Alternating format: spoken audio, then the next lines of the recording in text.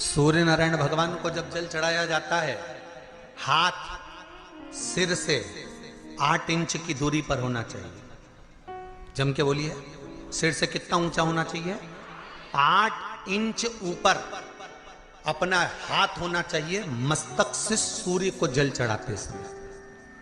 और न चांदी का, न स्टील का, न लोहे का, न प्लास्टिक का, न कांच का, न सोने का कोई बर्तन, न कांसे का, न एल्युमिनियम का,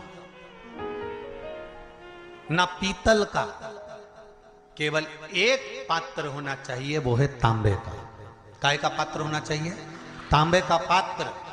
और सूर्य नारायण भगवान को जब 8 इंच ऊपर तुम्हारा हस्त है और जब हम सूर्य को जल चढ़ा रहे हैं, कैसे जल चढ़ाना है वो भी समझ लीजिए। अगर कोई कैंसर का मरीज है, जिसके चेस्ट में कैंसर आ गया हो, लेफ्ट में, राइट में कहीं पर कैंसर आ गया हो, या कोई गठान आ गई हो, तो महाराज आप जल चढ़ाते समय उस जल की धार को सूर्य भगवान को जब चढ़ा रहे हो तो धार आपकी गठान की ओर जाना चाहिए, जिससे सूर्य की किरण उस जल में से आपके उस स्थान पर पड़े, उस जगह पर पड़े जहां पर गठान है। महाराज आप लगातार जल तो चढ़ाना चालू करो, अच्छे अच्छे डॉक्टर फेल हो जाएंगे और कह देंगे गठान ठीक हो।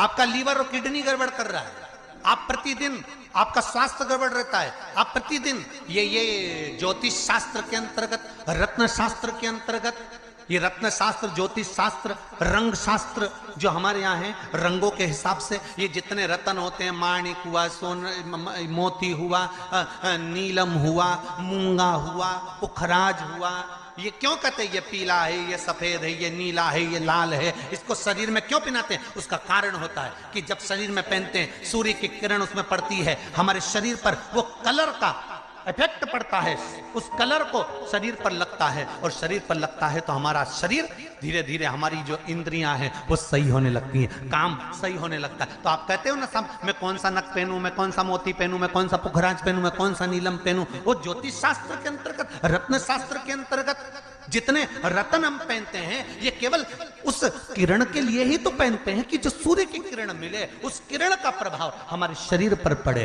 तो इन सबसे अच्छा है कि सुबह शंकर भगवान का नाम लो, तांबा का लोटा में जल भरो, 8 इंच ऊपर सिर से हाथ होना चाहिए, और सूर्य नारायण भगवान का दर्शन साधारण नहीं, जो जल तुम चढ़ा रहे हो, वो जल की जो धार आ रही है उसमें सूर्य का दर्शन होना चाहिए, तो कैंसर की बीमारी कभी नहीं हो सकती। लीवर, किडनी, हार्ट, आपके हार्ट में अगर तकलीफ है, डॉक्टर ने कह दिया कि इसमें नस चोक है, आपको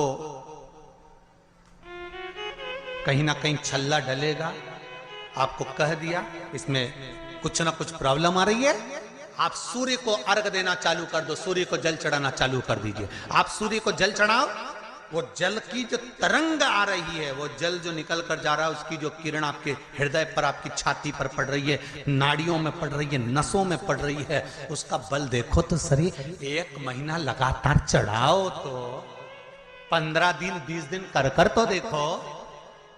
क्यों राम जी महाराज जल चढ़ाते थे? क्यों भगवान कृष्ण जल चढ़ाते थे सूर्य को? क्यों दशरथ जी महाराज जल चढ़ाते थे? क्यों कश्यप ऋषि जल चढ़ाते थे सूर्य को? सारे 33 कोटि देवता, सारे ऋषिवर, साधु, संत, सन्यासी, तपस्वी, साधक, उपासक, सब भगवान सूर्य को अर्घ दिया करते थे। क्यों देते थे? किस लिए?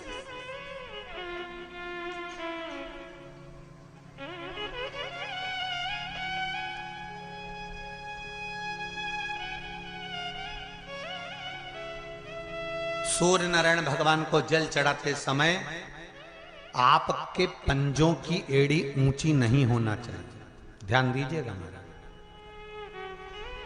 आपका पंजा पांव का पूरा की पूरा जमा होना चाहिए भूमि पर। हाथ कितने इंच ऊपर? 8 इंच ऊपर होना चाहिए। जल जो गिरे, सूर्य की किरण, सूर्य का दर्शन उस जल की रोशनी में करना चाहिए। क्या होगा उससे? जिस बच्चे को आंख में चश्मा लगा हो, मोटे से मोटा चश्मा लगा हो, छूट नहीं रहा हो, तो थोड़े दिन उसको सूर्य का अर्घ चढ़वाना चालू कर दो और जल में से सूर्य का दर्शन कराना चालू कर दो। सूर्य का दर्शन जल में से 2 महीना 2.5 महीना बहुत है, आंख की रोशनी बढ़ जाएगी, चश्मा हट जाएगा। आप कर देखिए। अब एक प्रश्न और खड़ा होता है सूर्य को अर्घ देने का। गुरुजी, पंचदेव पंचायत में सूर्य नारायण भगवान शंकर की पंचायत में हैं।